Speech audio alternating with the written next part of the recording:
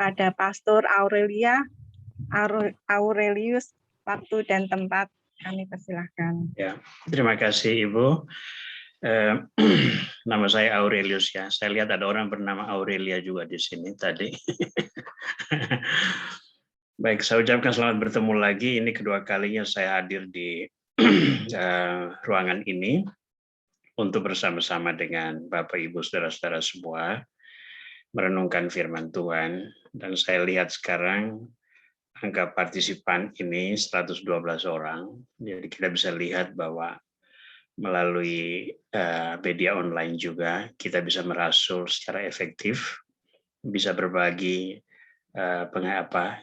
kisah pengalaman iman dan sebagainya untuk menjadi input bagi teman-teman kita atau bagi siapapun agar terus mengembangkan mengembangkan kerohaniannya masing-masing.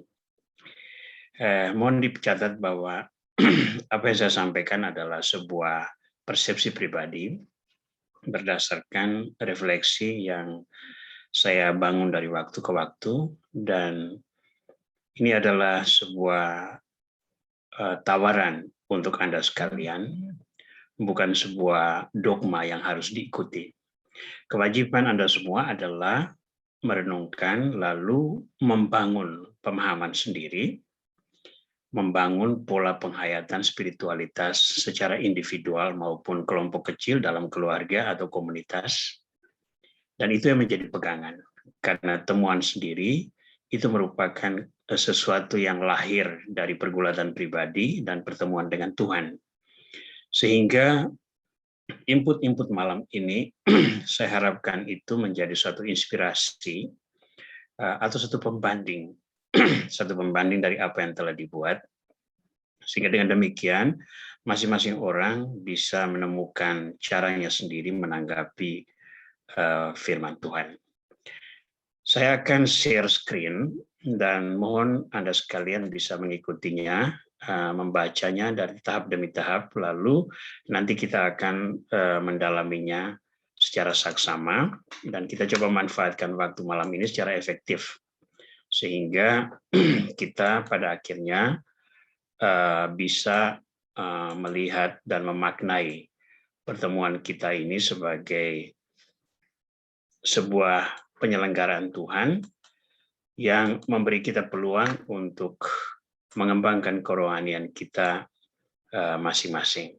Tema yang saya tawarkan malam ini adalah mengampuni sebagai jalan mewujudkan kerahiman ilahi. Berbicara tentang tema mengampuni, pikiran saya itu langsung terarah ke satu persepsi umum yang dimiliki oleh Gereja Kudus, yakni tobat dan pengampunan ini merupakan elemen penting di dalam karya pelayanan gereja. Saya bahkan menulisnya sebagai tema sentral dari pewartaan tentang kerajaan Allah. Kenapa pewartaan tentang kerajaan Allah itu dibuat? Itu karena manusia pertama itu berdosa. Karena manusia pertama, Adam dan Eva, sesudah diciptakan itu hidup dalam kerajaan Allah. Hidup dalam limpahan cinta Allah. Tetapi karena mereka berdosa, mereka mengkhianati cinta Tuhan, lalu mereka dipaksa untuk keluar dari Taman Eden, dan hidup di luar ikatan cinta Allah. Dengan akibat, apa yang mereka alami itu merupakan pengingkaran secara langsung tawaran keselamatan yang diberikan oleh Tuhan. Namun Tuhan tidak membiarkan manusia yang diciptakan menurut gambarannya itu tenggelam dalam kehancuran, maka dia langsung merencanakan apa yang kita sebut sebagai karya keselamatan. Dengan cara mewahyukan diri melalui pengantara-pengantara, dan semua itu berpuncak pada pewahyuan langsung Tuhan menjadi manusia, yakni Yesus Kristus, yang langsung hidup sebagai manusia, melayani manusia, bahkan mati untuk menebus dosa-dosa manusia. Nah, untuk mempersiapkan karya besar, yaitu salib dan kebangkitan, pewartaan itu dilakukan secara intensif, baik oleh nabi-nabi perjanjian lama maupun oleh Yesus sebagai pelaksana langsung rencana keselamatan tersebut. Nah, saya ambil dua contoh, dua tokoh untuk mengilustrasi betapa pentingnya pewartaan tentang tobat dan pengampunan. Yang pertama adalah Yohanes Pembaptis. Yohanes Pembaptis menyerukan pertobatan di padang gurun dan memberitakan dengan kalimat demikian, bertobatlah sebab kerajaan surga sudah dekat. Sesungguhnya dialah yang dimaksudkan Nabi Yesaya ketika ia berkata, ada suara orang yang berseru-seru di padang gurun, persiapkanlah jalan untuk Tuhan, luruskanlah jalan baginya. Yohanes memakai jubah bulu unta dan ikat pinggang kulit, dan makanannya belalang dan madu hutan. Maka datanglah kepadanya penduduk dari Yerusalem, dari seluruh Yudea, dan dari seluruh daerah sekitar Yordan. Lalu yang penting di sini, lalu sambil mengaku dosanya, mereka dibaptis oleh Yohanes di Sungai Yordan. Seruan pertobatan dari Yohanes adalah bertobat. Kenapa? Karena kerajaan surga sudah dekat. Wujud pertobatan adalah pengakuan dosa, lalu mereka dibaptis.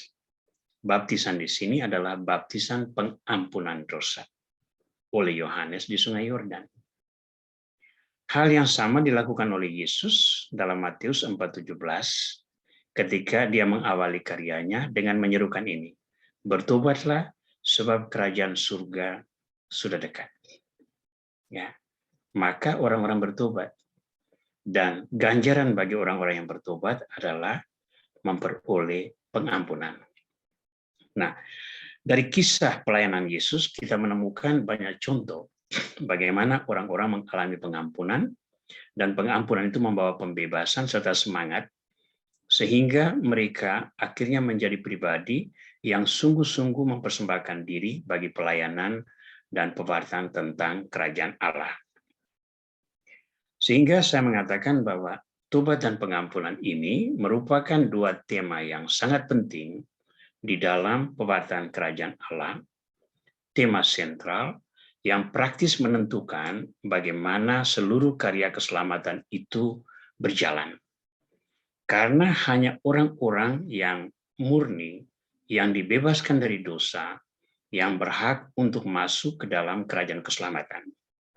Dan prasyarat untuk masuk ke dalam kerajaan keselamatan berkat pemurnian itu adalah pertobatan. Tanpa tobat, seseorang tidak bisa memperoleh pengampunan, dan tanpa pengampunan, seseorang tidak bisa dimurnikan. Dan pribadi yang tidak dimurnikan, dia tidak layak untuk menjadi bagian dari kerajaan Allah.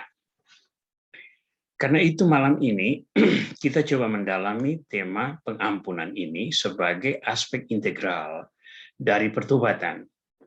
Bahkan kita melihat pengampunan sebagai sebuah perwujudan karya pelayanan, dan secara khusus malam ini sebagai devosan kerahiman ilahi, kita melihat pengampunan sebagai cara kita untuk mewujudkan kerahiman Tuhan. Nah, ada dua aspek yang sama-sama harus diperhatikan. Pertama adalah tobat. Apa itu tobat? Tobat itu merupakan sebuah pengakuan manusia atas kesalahannya. Ya. Lalu dia berserah diri kepada Tuhan. Seseorang yang mengakui kesalahan, dia sebetulnya siap untuk menerima konsekuensi kesalahan. Dan dalam hal iman, konsekuensi kesalahan itu hanya bisa dihakimi oleh Tuhan sendiri. Maka sebagai manusia ciptaan Tuhan, sikap manusia sebagai bagian dari tobat adalah berserah diri. Dan setiap orang yang datang berserah diri kepada Tuhan, tanggapan Tuhan adalah menganugerahkan pengampunan kepada orang yang bertobat tersebut. Nah, pengampunan ini ternyata ditetapkan Yesus sebagai sebuah kewajiban manusia. Karena Tuhan juga antara lain berkarya melalui manusia. Sehingga rahmat pengampunan tersebut juga dicurahkan kepada manusia melalui pengampunan dari sesama manusia. Jadi ketika kita mengampuni seseorang yang bersalah kepada kita, kita tidak hanya memberi rasa nyaman atau damai pada orang yang diampuni, tetapi kita mewujudkan satu misi besar yang justru ditentukan oleh Tuhan sendiri. Ya, ampunilah orang-orang yang bersalah kepada dirimu. Jangan lupa, ini adalah bagian dari doa Bapa kami yang selalu kita ucapkan setiap hari. Ampunilah kami seperti kami pun mengampuni orang yang bersalah kepada kami. Jadi sebetulnya kita memberi garansi kepada Tuhan bahwa kita berhak memperoleh pengampunan karena kita mengampuni orang-orang yang bersalah kepada kita. Ya, seharusnya kita mesti ubah sedikit doa Bapa kami itu, ampunilah kami kalau kami mengampuni orang yang bersalah kepada kami. Tapi jangan pakai ini waktu misa ya, karena itu bukan rumusan yang pas untuk perayaan kita. Dua aspek ini sangat penting di dalam pewartaan kerajaan Allah. Dan malam ini kita lihat bagaimana aspek pengampunan ini menjadi cara kita mewujudkan kerahiman ilahi. Nah, sebagai bagian dari refleksi kita, saya akan mengangkat Injil Matius bab 18 ayat 21 sampai 35. Injil ini kebetulan hari ini liturgi kita juga memakai nuansa yang sama, memakai Injil yang sama untuk berbicara tentang pengampunan. Saya boleh katakan ini sebuah karunia berahmat karena apa yang kita bahas malam ini paralel dengan penghayatan liturgi gereja. Saya bacakan, nanti Anda ikuti pelan-pelan, baik di layar maupun melalui teks Alkitab Anda sendiri. Kemudian datanglah Petrus dan berkata kepada Yesus, Tuhan, sampai berapa kali aku harus mengampuni saudaraku jika ia berbuat dosa terhadap aku? Sampai 7 kali? Yesus berkata kepadanya, bukan, aku berkata kepadamu, bukan sampai 7 kali, melainkan sampai 70 kali 7 kali. Sebab hal kerajaan surga seumpama seorang raja yang hendak mengadakan perhitungan dengan hamba-hambanya. Sesudah ia mulai mengadakan perhitungan itu, dihadapkanlah kepadanya seorang yang berhutang 10.000 talenta. Tetapi karena orang itu tidak mampu melunaskan hutangnya, raja itu memerintahkan supaya ia dijual beserta anak istrinya dan segala miliknya untuk membayar hutangnya. Maka sujudlah hamba itu menyembah dia, katanya, sabarlah dahulu, segala hutangku akan kulunaskan. Lalu tergeraklah hati raja itu oleh belas kasihan akan hamba itu, sehingga ia membebaskannya dan menghapuskan hutangnya. Tetapi ketika hamba itu keluar, ia bertemu dengan seorang hamba lain yang berutang 100 dinar kepadanya. Ia menangkap dan mencekik kawannya itu, katanya, bayar hutangmu. Maka sujudlah kawannya itu dan memohon kepadanya, sabarlah dahulu, hutangku itu akan kulunaskan. Tetapi ia menolak dan menyerahkan kawannya itu ke dalam penjara sampai dilunaskan hutangnya. Melihat itu, kawan-kawannya yang lain sangat sedih, lalu menyampaikan segala yang terjadi kepada tuan mereka.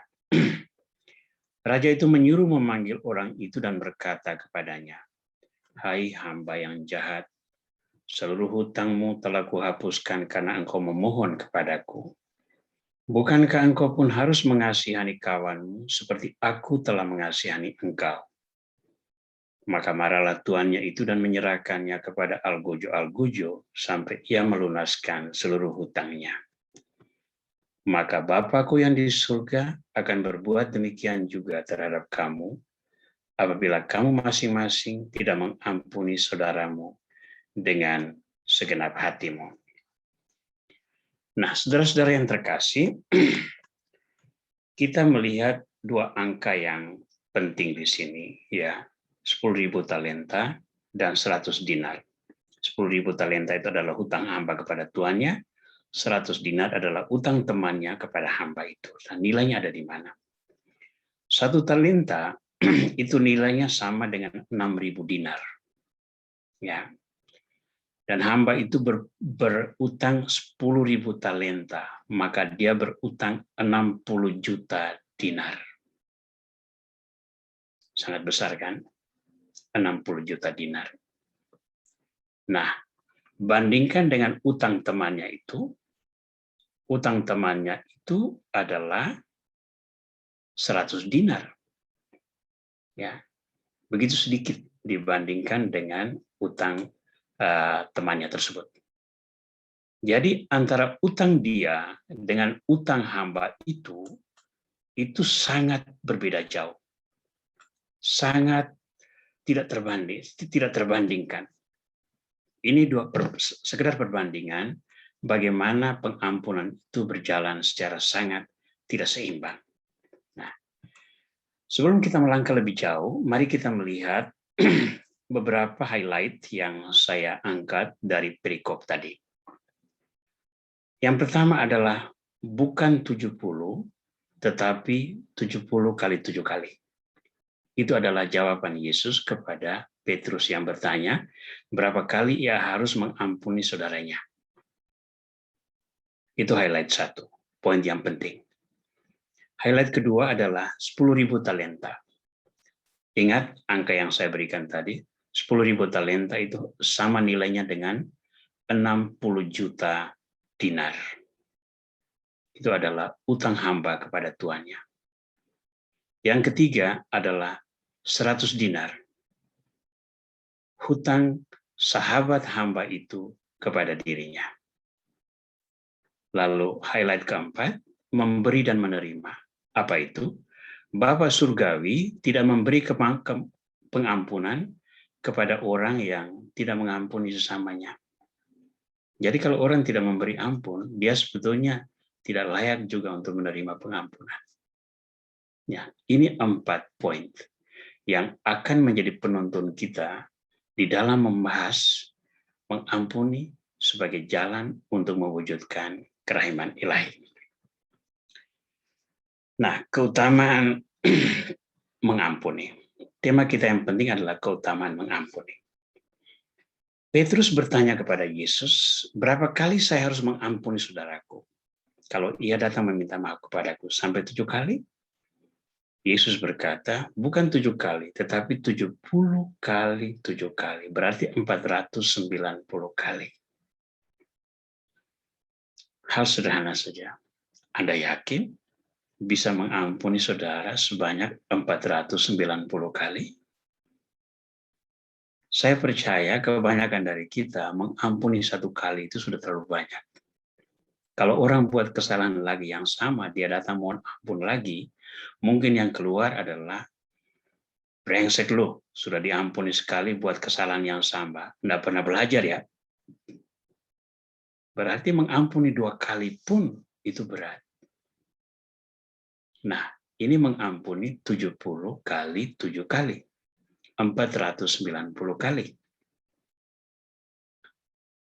Ada sebuah hal yang ironis, saya beri contoh. Saya kenal ada 2 teman pastor yang dua-duanya bersalah, lalu saling menyimpan, kalau dalam tanda kutip dendam, ya tidak enak bicara kata dendam. Tapi itu bertahun-tahun. Sampai membutuhkan orang ketiga untuk mendamaikan itu. Ini pastor loh, yang tiap kali berkhotbah tentang pentingnya pengampunan, bisa menyimpan dendam sekian lama. Berarti tugas mengampuni 70 kali 7 kali itu bukan perkara ringan. Namun pesan di sini itu apa? Pesan di sini adalah mengampuni harus diberi secara maksimal. Ya, mengampuni itu berarti mengampuni. Tidak ada itu prasyarat-prasyaratnya.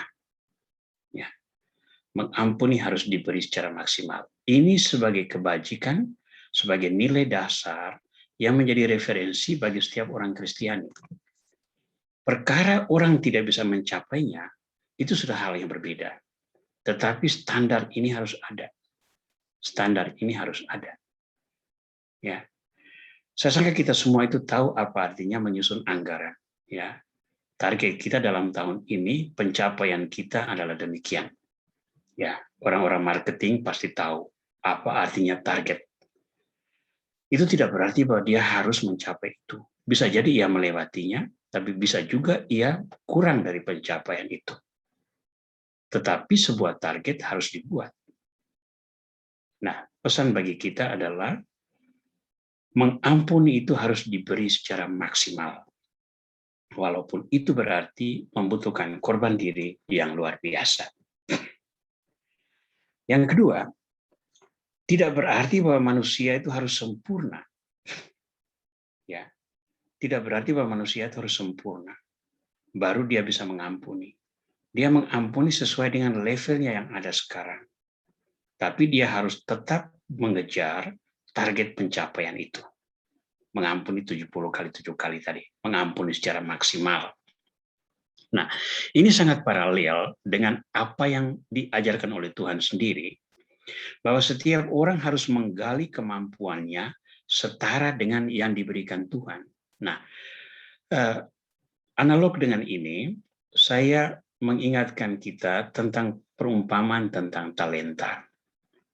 Ya, hamba yang diberi 5 talenta dipuji tuannya karena dia menghasilkan 5 talenta lagi.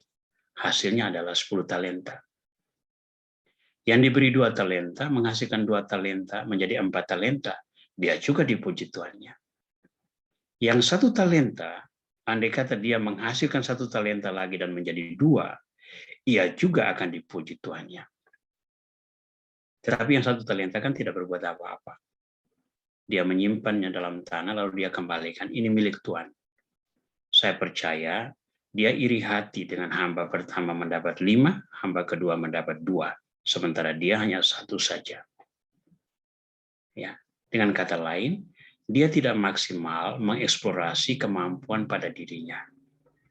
Nah, paradigma yang sama ini kita pakai dalam daya mengampuni. Semakin seseorang mengampuni, semakin dia memiliki daya untuk mengampuni lebih banyak. Karena dia terlatih. Dan dia mengalami rahmat sebagai buah pengampunan itu sendiri. Jadi mengampuni sesama bukan saja untuk orang yang diampuni, tetapi juga menjadi rahmat bagi diri kita sendiri. Mengampuni harus diberi secara maksimal. Highlight kedua, 10.000 talenta. Di sini kita melihat inti dari pembicaraan kita malam ini, kerahiman ilahi. Kerahiman ilahi ada di mana? Tuhan memberi pengampunan tanpa batas. Nah, saya percaya Anda semua ini bukan hanya tertarik pada kerahiman ilahi, tetapi juga membaca kitab suci. Nah, coba sekali waktu buka kitab Hosea dan baca bagaimana Tuhan berbelas kasih kepada orang Israel. Hosea itu disuruh Tuhan menjalankan satu perintah yang untuk saya itu ganjil sebagai nabi. Yakni Hosea disuruh mengawini perempuan sundal sebagai contoh Tuhan yang setia pada orang Israel yang terus-menerus mengingkari dirinya. Ya. Nah, pesan yang kita peroleh dari 10.000 talenta adalah Tuhan memberi pengampunan itu tanpa batas. Seseorang berdosa, bertobat, diampuni. Berdosa lagi, bertobat lagi, diampuni.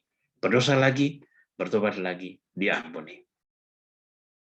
10.000 talenta itu memberi gambaran betapa luas dan besar dan dalamnya daya pengampunan yang datang dari Tuhan. Mengapa Tuhan begitu besar daya pengampunannya? Karena hakikat Tuhan itu sendiri. Hakikat Tuhan adalah kasih. Pada surat pertama Yohanes bab 4 ayat 8, kita menemukan ayat ini. Allah adalah kasih. Dan dia melakukan pengampunan kepada manusia itu karena kasih. Orang yang mengasihi itu selalu bisa mengampuni orang-orang yang dikasihinya, yang bersalah kepada dia. Ya. Nah, Tuhan menunjukkan sini. Nah, kasih Tuhan itu dideskripsikan secara lebih intensif oleh Yesus sendiri dalam Yohanes bab 15 ayat 13. Standar kasih Tuhan itu seperti apa? Tidak ada kasih yang lebih besar daripada kasih seorang yang memberikan nyawanya untuk sahabat-sahabatnya. Itu ada dalam Injil Yohanes bab 15 ayat 13. Allah adalah kasih, kasihnya itu sudah begitu besar, tapi standar kasih yang dimilikinya itu apa? Memberikan nyawa untuk sahabat-sahabatnya. Nah, standar ini diletakkan Tuhan sebagai satu mercusuar bagi semua manusia. Lihat ini, sebagai Tuhan, aku tuh memiliki daya pengampunan yang luar biasa, dan daya pengampunan ini aku tetap curahkan seberapa besar pun Anda berdosa kepada saya. Dan yang paling istimewa dari kehidupan Yesus itu adalah kemampuan mengampuni justru pada saat dia dianiaya. Dari salib dia berdoa apa? Bapa, ampunilah mereka, sebab mereka tidak tahu apa yang mereka perbuat.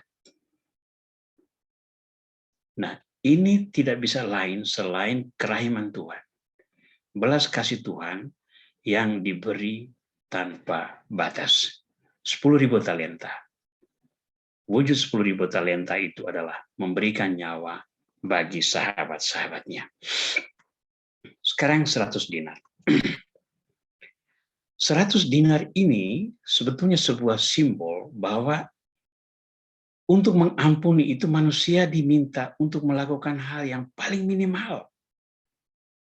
Kenapa? Manusia itu penuh dengan kelemahan. Maka walaupun Tuhan mengatakan agar engkau mengampuni itu sebanyak 70 kali 70 kali, yang dia tuntut itu adalah supaya melakukan yang paling minimal sesuai dengan dayamu saat ini. Kalau sekarang itu dayamu mengampuni 1 kali 100 dinar, lakukanlah itu. Ingat perbandingan tadi itu ya. 100 dinar dengan 10.000 talenta. 100 dinar kontra 60 miliar dinar. Hamba itu memperoleh pengampunan 60 miliar dinar. Tetapi dia menolak untuk mengampuni orang yang berutang 100 dinar. Padahal kalau dia mengampuni 100 dinar, maka hamba-hamba yang lain tidak akan melaporkan dia kembali kepada tuannya, berarti dia tidak lagi ditangkap untuk mempertanggungjawabkan utang 10.000 dinar. Nah, di sini dia hanya diminta melakukan yang paling minimal. Nah, mengapa manusia diminta melakukan paling minimal? Karena Tuhan menuntut memang yang minimal. Kalau engkau beriman sedikit saja, engkau bisa mengangkat gunung itu dan memindahkannya ke tempat lain. Nah, itu sejalan dengan perumpamaan Yesus ya, tentang penabur itu. Hal kerajaan surga itu, seumpama biji sesawi yang ditaburkan di tanah, memang biji itu yang paling kecil daripada segala jenis biji yang ada di bumi. Tetapi apabila ia ditaburkan, ia tumbuh dan menjadi lebih besar daripada segala sayuran yang lain, dan mengeluarkan cabang-cabang yang besar, sehingga burung-burung di udara dapat bersarang dalam naungannya. Nah, saudara-saudara, tolong diingat bahwa biji sesawi di sini itu bukan sayur sawi, ya. Jadi jangan pikir sawi putih atau sawi hijau atau sawi minyak atau apa yang kita bisa beli untuk makan sebagai sayuran. Sesawi di sini adalah tanaman yang besar, ya, dan sama sekali bukan sayuran. Terjemahan Indonesia ini sedikit keluar dari konteks sebetulnya. Tapi itu adalah sebuah pohon, dan pohon itu sangat besar, sehingga burung-burung di udara dapat bersarang di naungannya. Iman yang kecil bisa menghasilkan yang besar. Maka pengampunan yang kecil itu bisa memberi hasil atau dampak yang besar. Nah, kita kembali ke hamba tadi itu, berutang 10.000 dinar, diampuni karena dia memohon. Lalu dia ketemu temannya yang berutang 100 dinar, temannya itu pun memohon agar diampuni. Tetapi karena dia tidak mengampuni, maka dia dibawa kembali ke pengadilan tuannya berkat laporan teman-temannya. Dan apa yang terjadi?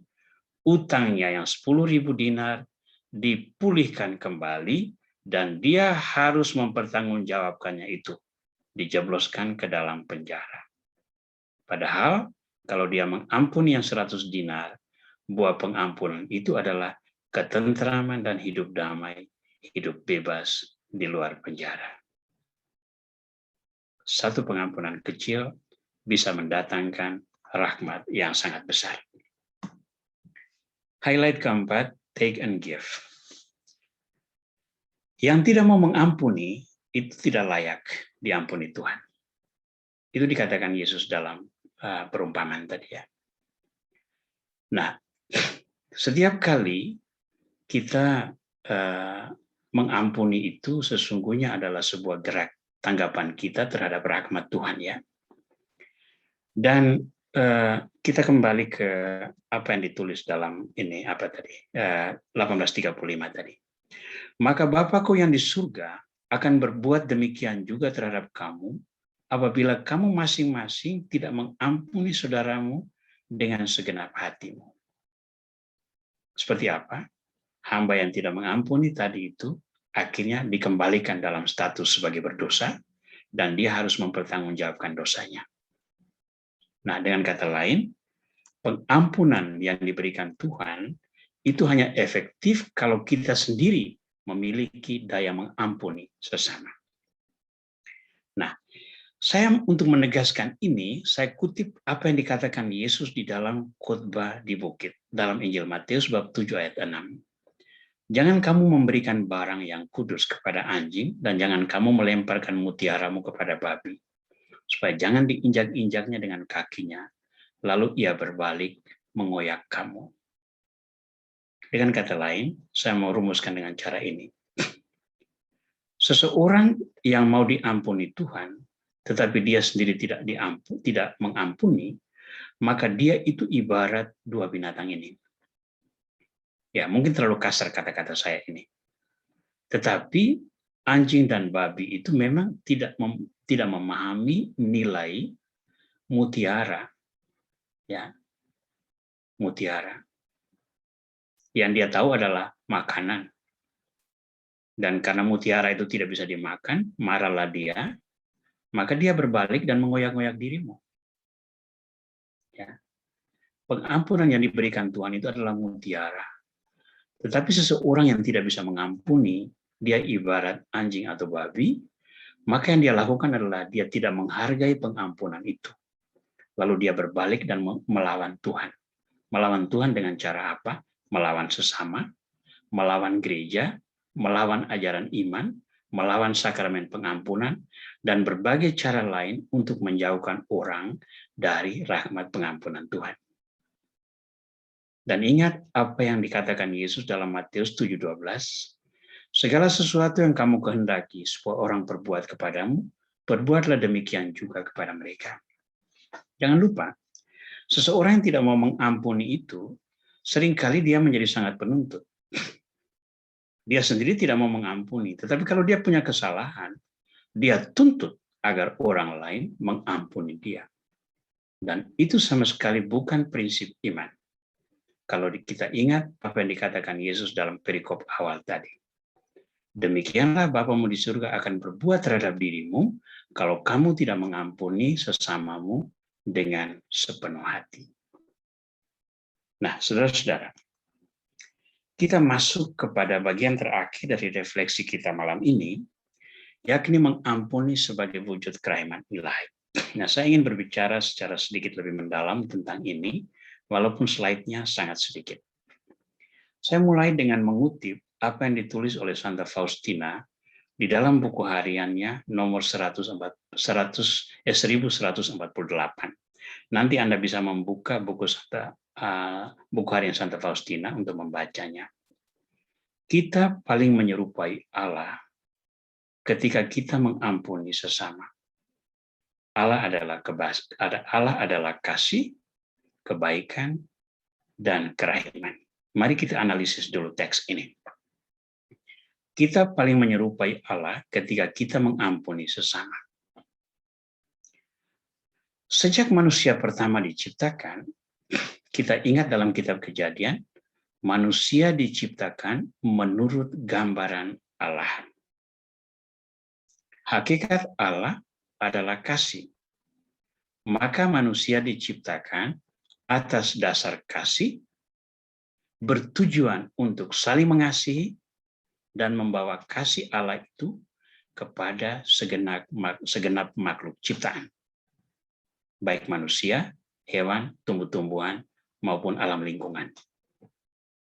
Itu tujuan penciptaan. Dan kalau itu terjadi, maka kita adalah kasih, hakikat kita diambil dari Tuhan, kita adalah kebaikan, karena kebaikan bagian dari Tuhan. Tuhan menjadikan segala sesuatu dan ia melihat semuanya, lalu dia berkata, semua itu baik adanya. Dan kita adalah penuh kerahiman, karena kita berjalan bersama dengan Tuhan.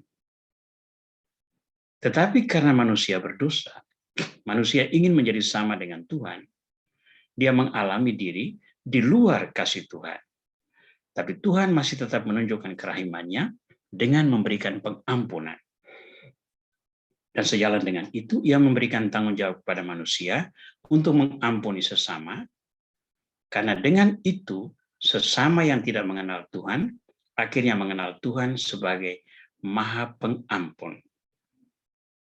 Maka, kalau kita mengampuni itu, kita adalah orang yang penuh kasih, kita adalah orang yang penuh kebaikan, dan kita adalah orang yang penuh belas kasih atau kerahiman. Nah, kalau itu terjadi, sesungguhnya kita melakukan apa? Nomor satu, kita meneladani Tuhan. Tuhan dalam mengungkapkan kerahimannya melalui pengampunan, dia memberi kita 10.000 talenta. Kerahiman Tuhan itu luas laksana samudra, tak terbatas oleh daya pikir manusia, dan tak terjangkau oleh akal budi kita. Kerahiman Tuhan itu sangat-sangat besar. Nah, ketika kita meneladani Allah, kita diajak atau diberi peluang untuk melihat samudra kerahiman itu. Sesuatu yang sangat luas, yang kita sendiri tidak bisa mencapainya. Tetapi dengan itu memberi kita inspirasi. Tuhan memberi saya itu begitu besar, maka saya harus berusaha untuk tidak mengecewakan Tuhan yang mengasihi saya dengan cara apa? Meneladani dia. Kita kasih contoh itu anak-anak ya. Anak-anak ketika dia melakukan sesuatu dan kita puji dia, dan dia berusaha untuk mengikuti orang tuanya, tidak berarti bahwa dia melakukan segala sesuatu sesuai dengan standar orang tuanya. Tidak. Dia melakukan sesuatu yang kecil sesuai batas kemampuannya. Tetapi batas kemampuan yang kecil itu dia jalankan dengan penuh sukacita karena terinspirasi oleh teladan hidup yang diberikan oleh orang tuanya. Jadi ketika kita meneladani Allah, kita sesungguhnya mengagumi karunia besar kerahiman Tuhan, 10.000 talenta, dalam frame berpikir dan pelayanan kita yang hanya seluas 100 dinar. Poin kedua yang sangat penting kalau kita mengampuni adalah menyembuhkan relasi yang terluka di antara manusia. Hamba tadi begitu keluar dari hadapan tuannya, dia bertemu dengan temannya yang berutang 100 dinar dan dia langsung mencekik dia dan mengatakan, bayar hutangmu. Padahal dengan berutang itu sudah ada satu beban moral yang ada pada diri sahabatnya tersebut. Nah, kalau dia mengampuni, berarti dia menghapus beban moral tersebut. Maka dia menyembuhkan relasi yang ada di dalam beban tersebut. Tetapi yang terjadi, dia tidak melakukannya. Maka bukan menyembuhkan relasi yang terluka di antara manusia, tetapi justru memperparah luka tersebut. Maka mengampuni itu merupakan cara kita juga menyembuhkan relasi yang terluka di antara kita sesama manusia. Bukan saja soal kita dengan Tuhan, tetapi juga dengan sesama manusia. Yang ketiga, ketika kita mengampuni, kita memberikan motivasi baik kepada diri sendiri maupun kepada sesama untuk melakukan kebenaran. Nah, untuk ilustrasi ini, saya akan mengajakmu untuk mengingat peristiwa pertemuan antara Yesus dengan Sakeus. Sakeus adalah orang yang berdosa, yang dibenci oleh orang-orang Israel. Tetapi Yesus datang dan mau menginap di rumahnya. Itu adalah sebuah penghargaan yang luar biasa. Dan kehadiran Yesus mengubah pola pikir Sakeus. Apa yang dilakukan? Tuhan, jika ada yang pernah aku peras, aku akan mengembalikannya 4 kali lipat. Jadi memperbaiki kesalahan. Yang kedua, separuh dari hartaku akan kuberikan kepada orang miskin. Menolong sesama. Andai kata Yesus tidak datang dan membawa rahmat pengampunan, Sakeus tidak terinspirasi untuk melakukan kebaikan seperti itu. Nah, dengan mengampuni, itu kita membuka pintu rahmat. Dan kalau orang sungguh-sungguh menerima pengampunan dan dengan tulus menghargainya, dia akan memperbaiki diri. Dia akan memperbaiki diri. Dan dengan memperbaiki diri itu, orang tersebut melakukan sesuatu yang positif. Dan setiap perbuatan-perbuatan baik, perbuatan-perbuatan positif adalah channel bagi Tuhan untuk melakukan kebaikan kepada sesama. Ingat apa yang dikatakan Yesus, jika kamu memberi secangkir air saja kepada salah seorang dari saudaraku yang paling hina ini, kamu melakukannya untuk aku. Jadi, ketika kita melakukan kebenaran, kita tidak hanya melayani kemanusiaan, tetapi juga melayani Tuhan. Maka kita ada dalam circle ini. Maka apa yang dikatakan oleh Santa Faustina ini benar. Kita paling menyerupai Allah ketika kita mengampuni sesama. Karena dengan mengampuni sesama itu, kita mewujudkan hakikat ilahi ini. Kasih, kebaikan, dan kerahiman. Nah, saudara-saudara sekalian, dengan mengedepankan TC-TC ini, saya ingin mengajakmu semua untuk melihat keutamaan dari pengampunan. Betapa pengampunan ini merupakan elemen penting di samping pertobatan. Kita tidak hanya bertobat dari dosa kalau kita salah, tetapi jadikanlah pertobatan itu sebagai insentif, sebagai dorongan untuk melakukan pengampunan kepada orang yang bersalah. Dengan bertobat, kita memperoleh pengampunan, dan berkat pengampunan dari Allah itu, kita dengan seharusnya menjadi instrumen pengampunan bagi orang-orang yang di sekitar kita. Terima kasih untuk semua perhatian.